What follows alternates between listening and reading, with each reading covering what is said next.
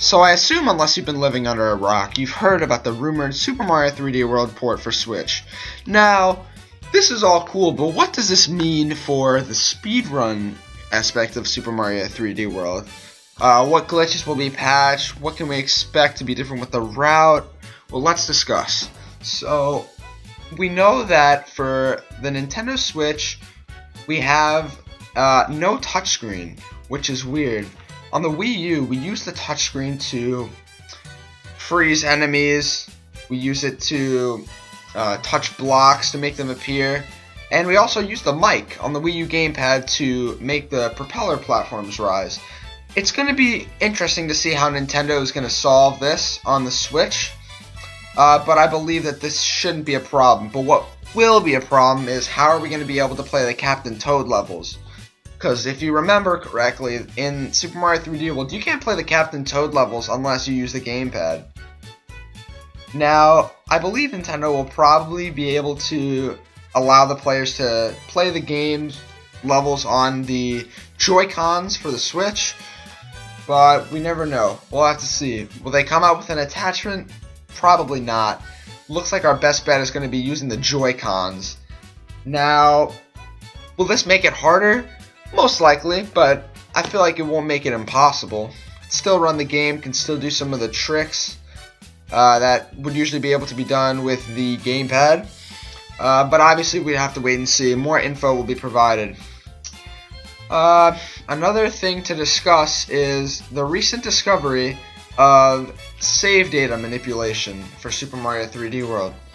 Now, if you're unsure what save data manipulation is, if you allow your Wii U's storage to get below 39 megabytes, the game will be unable to save your progress, therefore allowing you to skip cutscenes of saving.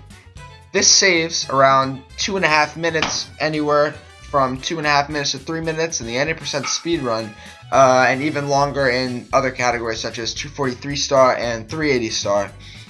Now, we'll have to see if this is viable on the Switch. We're not sure. So, more to come on that. My prediction is it's not going to be viable on the Switch due to the fact that Nintendo probably has made a feature that doesn't allow this to happen, which is going to be my guess. And lastly, we want to look at, certain tricks in the game.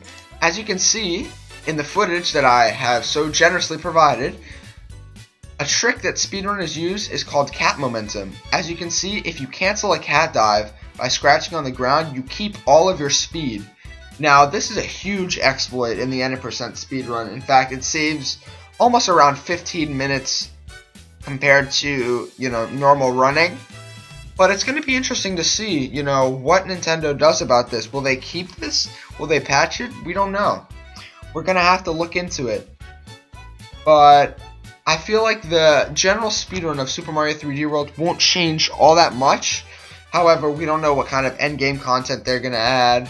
We don't know. Maybe there'll be a new playable character. I think that all you Yoshi fans out there are hoping for something to happen. But we don't know for sure. And it's going to be interesting to see, how some of the other glitches are patched, such as Ice Glitch, crouch boosting for all of you ILers out there, and it's just going to be interesting to see. Maybe we'll be able to skip the intro cutscene. That would be beautiful. Nintendo, please, let us skip the intro cutscene. But we'll have to see. There hasn't even been a release date yet. We don't even know if this is happening. We just want to make sure that when the time comes, we'll be ready. And I feel like the community in this game will be able to figure out a way to maintain a consistent and fast speedrun like the one on the Wii U. That should be all for this episode. I'll be doing some more analysis as updates come. But meanwhile, stay speedy and join the Super Mario 3D World Speedrunning Discord, which I will provide in the description. Have a nice day, everyone, and stay speedrunning.